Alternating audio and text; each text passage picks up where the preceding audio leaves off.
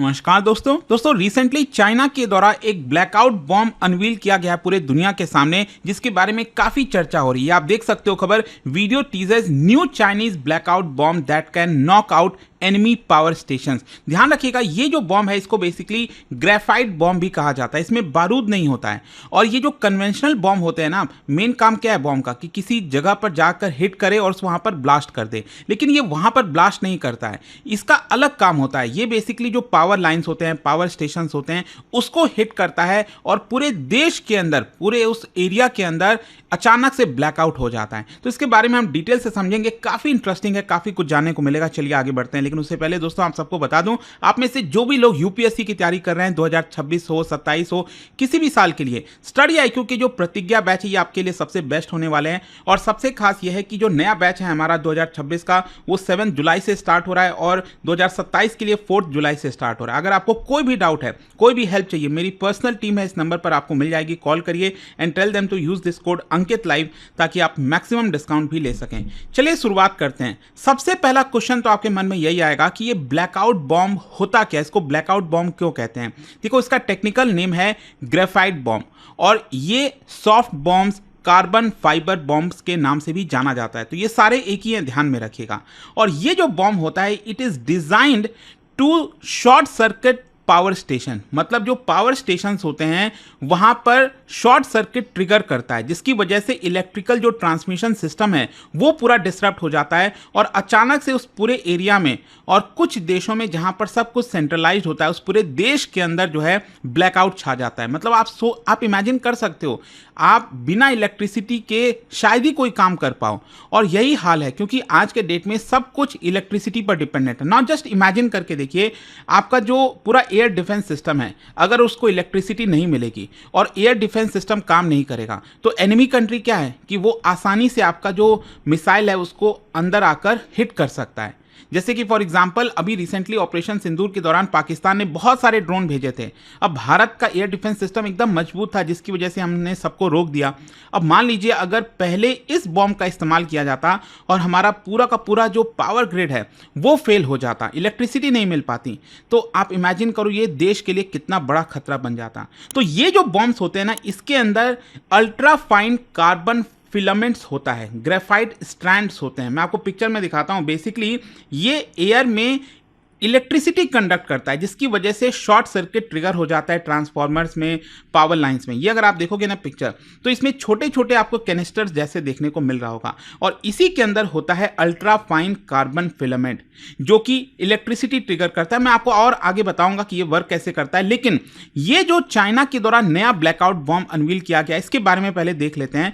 ये basically China aerospace science and technology corporation, इनके द्वारा बनाया गया है, and it is backed by Chinese state. Obvious सी बात है, चाइनीज सरकार जो है वो इसमें इन्वॉल्व है। इसके फीचर्स क्या हैं? ये बेसिकली बैलिस्टिक और क्रूज मिसाइल्स के थ्रू आप इसको लॉन्च कर सकते हो। रेंज कितनी है? 290 किलोमीटर के आसपास, और पेलोड कितना है? 490 केजी का। और इसके अंदर क्या होता है? 90 इंडिविजुअल सिलिंड्रिकल कैनिस्टर्स होते हैं। जो आप देख रहे हो ना, एक पूरा का पूरा मान लो मिसाइल लॉन्च किया जा रहा है, उसमें करीब 90 इस तरह के सिलिंड्रिकल जो कैनिस्टर्स हैं वो आपको देखने को मिलते हैं, जिसके अंदर ग्रेफाइट होता है, छोटे छोटे पार्टिकल्स होते हैं, और ये बेसिकली मिड एयर में ही फैल जाता है, जिसकी वजह से पूरा का पूरा जो एयर स्टेशन है, जो पावर स्टेशन हैं, वो इंपैक्ट हो सकता है। और कितने एरिया में ये कवर करता है? कम से कम 10,000 स्क्वायर मीटर के आसपास। और इसकी कैपेबिलिटी ये है कि जो आपके आसपास के एरिया में, देश के अंदर सब स्टेशन हैं, ट्रांसफॉर्मर्स हैं, ट्रांसमिशन स्टेशन हैं, कंट्रोल हब्स है, उसको ये टारगेट कर पाएगा।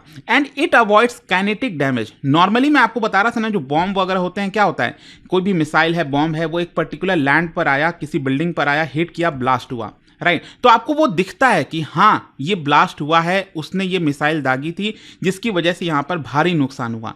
लेकिन ये वाले के केस में ऐसा नहीं है, ये हवा में ही सब कुछ रिलीज कर देता है, जो कि अगेन मैं आपको अगले स्लाइड से बताऊंगा। एंड इसको डिफेंड करना भी बहुत मुश्किल है, क्योंकि किसी भी देश में अगर आप देखोगे, पावर सिस्टम्स बना ही नहीं गए हैं वैसा, जिससे हम जो एयरबोर्न कार्बन फिलामेंट्स हैं उससे बचा सके। क्योंकि किसी ने सोचा नहीं था ना कि इस तरह की भी कोई चीजें बन जाएंगी और यहां पर हमें उससे भी खतरा होगा।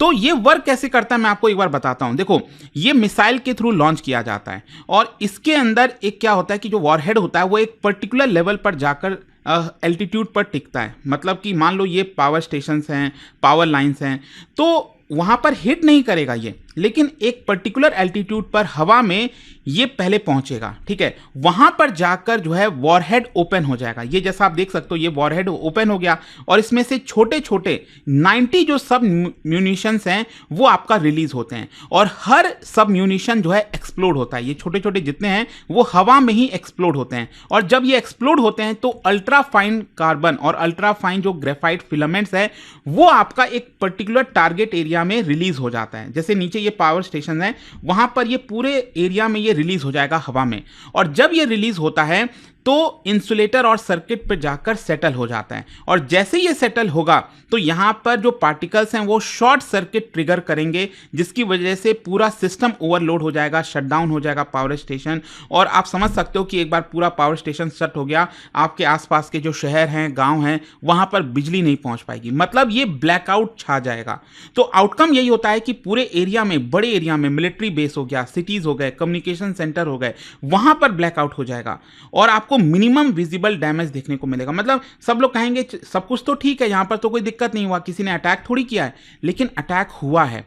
तो ये मैं आपको बताना चाह रहा था कि बहुत ही अलग तरीके से चीजें अब डेवलप हो रही हैं। इसका हिस्टोरिकल कॉन्टेक्स्ट भी है। देखिए, पहली बार ऐसा नहीं है कि कोई पहला चाइना देश बना है जो इस तरह की चीजें डेवलप किया है, लेकिन हाँ, चाइना का ये काफी एडवांस है। जैसे कि फॉर एग्जांपल यूएसए ने 1991 के गल्फ वॉर में इसका इस्तेमाल किया था। यूएस की जो एयरफोर्स है उन्होंने ग्रेफाइट बॉम्ब का इस्तेमाल किया था ताकि इराकी पावर स्टेशन को डिसेबल किया जा सके, और इसकी वजह से इराक की 85% इलेक्ट्रिसिटी कुछ ही घंटों में खत्म हो गई थी, गायब हो गई थी। और नेटो के द्वारा भी 1999 में कोसोवो वॉर के दौरान इस्तेमाल किया गया था ग्रेफाइट बॉम्ब का, जिसकी वजह से सर्बिया का जो पूरा ग्रिड है वो पैरालाइज हो गया था, उसका रडार, एयर डिफेंस सब कुछ पैरालाइज हो गया था। आप समझ सकते हो कि ये कितना खतरनाक हो सकता है। जो चाइनीज वर्जन जो अभी बनाया गया है वो एडवांस बताया जा रहा है, क्योंकि इसमें प्रिसीजन टारगेटिंग होगी, एग्जैक्टली जहां पर आपको टारगेट करना है।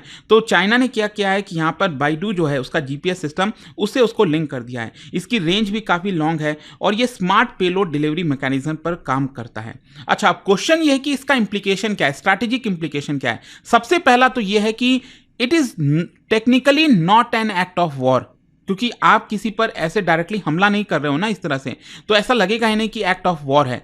मतलब किसी देश को कॉन्फ्लिक्ट में आने से पहले उसके पूरे के पूरे सिस्टम को पैरालाइज कर दो, ये कोशिश होती है इस तरह के बॉम्ब की। मतलब आप बिना गोली चलाए पूरा क्योस आप लाने की कोशिश कर रहे हैं। नॉर्मली कोई भी वॉर अगर आप देखोगे तो वो कैसे स्टार्ट होता है, बॉर्डर पर कोई गोली चल गई, कुछ हो गया, इस तरह की चीजें, तो एक प्रकार के वॉर देखने को मिलती हैं। लेकिन यहां पर बिना इस तरह के कुछ किए पहले ही आप उसके पूरे सिस्टम को फेल करने की कोशिश कर रहे हैं। और इसीलिए मैं आपको बता दूं, ताइवान के लिए सबसे बड़ा खतरा है।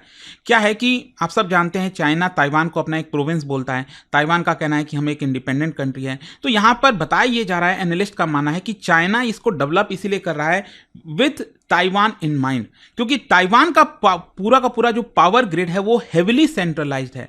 मतलब एक पर्टिकुलर जगह से ही पूरी की जो पूरी बिजली है वो सप्लाई होती है, तो वो बहुत वल्नरेबल हो जाएगा। उस पर्टिकुलर जगह पर सोचिए ये बॉम्ब एक्सप्लोड हो जाए तो आप मतलब पूरा ताइवान ब्लैकआउट में चला जाएगा, एंड इसकी वजह से रडार, उसका डिफेंस सिस्टम सब कुछ क्रिपल हो सकता है। वाटर सप्लाई, कम्युनिकेशन डिसरप्ट हो जाएगी, पब्लिक में पैनिक आ जाएगा, मोरल काफी कमजोर हो जाएगा, डिले होगा मिलिट्री रिस्पॉन्स में। तो बहुत बड़ा खतरा हो सकता है ये ताइवान के लिए, और कहीं ना कहीं एनालिस्ट का मानना है कि उसी को ध्यान में रखकर ये अभी रिलीज किया गया है। ग्लोबल रिएक्शन कैसा है देखो, जो मिलिट्री एनालिस्ट हैं उनका मानना है कि चाइना का ये न्यू डॉक्ट्रिन है, न्यू लीथल इनकैपेसिटेशन बिफोर एस्केलेशन। मतलब एस्केलेशन के पहले ही आप एनिमी कंट्री को इनकेपेबल बना रहे हो ताकि उसके पास ताकत ही नहीं रहे। और ताइवान की जो अथॉरिटीज़ हैं वो अब कोशिश कर रही हैं कि अपना जो पावर ग्रिड है उसको हार्डन किया जाए, उसको कैसे सुरक्षित कर सकते हैं। यूएस और जापान भी अब अपने पूरे जो सिस्टम है उसको अपग्रेड करने की कोशिश करेगा कि कैसे इसको बचा सकें। अच्छा, इसको बचाया कैसे जा सकता है? देखो, अभी कोई बहुत इफेक्टिव डिफेंस सिस्टम मौजूद नहीं है दुनिया में,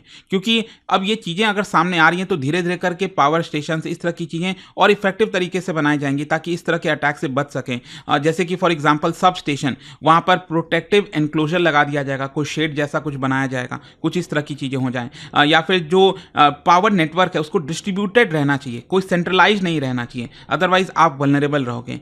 फास्ट रिएक्शन सर्किट ब्रेकर भी बनाए जा सकते हैं, एयर फिल्टरेशन, शील्ड सिस्टम, कुछ इस प्रकार की चीजें ताकि इस तरह के बॉम्ब से, ग्रेफाइट बॉम्ब से उसको बचाया जा सके। हाँ, कंसर्न्स बहुत हैं सिविलियन इंफ्रास्ट्रक्चर को लेकर। आप इमेजिन करिए हॉस्पिटल्स में कितने मरीज जो है मौजूद होंगे और उस समय अचानक से पावर कट हो जाए तो कितना बड़ा उनके जान के लिए खतरा हो सकता है। Water system, transportation network, metros चल रही हैं, कुछ कुछ होता रहा है, राइट। और सिविल अनरेस्ट हो सकता है सिटीज़ के अंदर।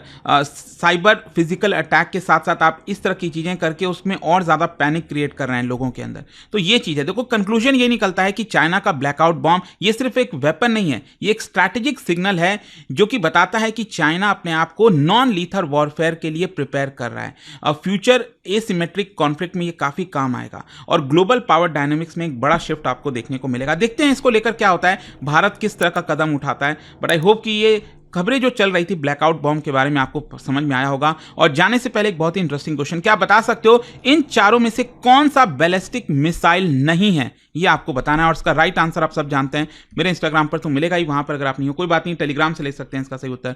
और दोस्तों, जैसा कि मैंने आपको बताया, अगर आप यूपीएससी की तैयारी कर रहे हो, हमारा जो जीएस फाउंडेशन बैच है 2026 का, ये 7 जुलाई से स्टार्ट हो रहा है। अब इसमें खास बात यह है कि सिर्फ 9999 से आप अपनी प्रिपरेशन स्टार्ट कर सकते हैं। अलग अलग कैटेगरीज हैं जो भी आपको चाहिए और यहाँ पर फोन नंबर दिया हुआ है, मेरी पर्सनल टीम मौजूद है। कोई भी डाउट, किसी भी प्रकार की प्रॉब्लम है, आप इस पे कांटेक्ट कर सकते हैं। By using this code Ankit live you will also get maximum discount. दोस्तों, गुड न्यूज, स्टडी IQ का मॉनसून धमाका सेल अब ऑफिशियली लाइव हो चुका है और उसके साथ ही शुरू हो गया है P2I फाउंडेशन प्रतिज्ञा बैच। यह सिर्फ एक कोर्स नहीं, यह एक कंप्लीट जर्नी है जो आपको जीरो से ले जाएगा IAS ऑफिसर बनने तक। फुल रोड मैप, फुल तैयारी के साथ हर स्टूडेंट के लिए 1-on-1 पर्सनल मेंटरशिप, 1000+ आवर्स की live classes with India's top faculties, hand written notes, smart और इफेक्टिव रिवीजन के लिए PRP and MRP residential programs for prelims and mains. और इस बैच के साथ मिलेगा प्रीलिम्स क्लियर करो, पूरा फीस रिफंड पाओ, मंथली टॉपर्स को 11,000 रुपीज तक के कैश रिवॉर्ड। यह सब कुछ मिलेगा आपको 2026 के लिए प्रतिज्ञा बैच P2I फाउंडेशन, 2027 के लिए लॉन्ग टर्म फाउंडेशन और 2028 के लिए अर्ली फाउंडेशन निर्माण बैच। मॉनसून धमाका स्पेशल भी है, 6 month extra validity on every foundation course free, 7 day no question asked refund policy, batch start के 7 दिन तक वैलिड। और ध्यान से सुन लो, सबसे इंपॉर्टेंट बात, एडमिशन सिर्फ 30 जून तक ही ओपन है। उसके बाद no entry, no extension, no excuse. Seats बहुत लिमिटेड हैं, तो अभी फैसला लो। जाओ स्टडी IQ ऐप या वेबसाइट पर सर्च करो P2I फाउंडेशन प्रतिज्ञा बैच, अपने टारगेट ईयर के हिसाब से बैच चुनिए, क्लिक करो बाय नाउ और यूज करो code Ankit live ANKITLIVE for the lowest price ever. और अगर अब भी यूपीएससी या बैच को लेकर कोई कंफ्यूजन है तो मेरी पर्सनल टीम को कॉल कर सकते हैं ऑन 092400232393। यह सिर्फ एक बैच नहीं, यह है IAS बनने की प्रतिज्ञा। Let's begin your UPSC journey together.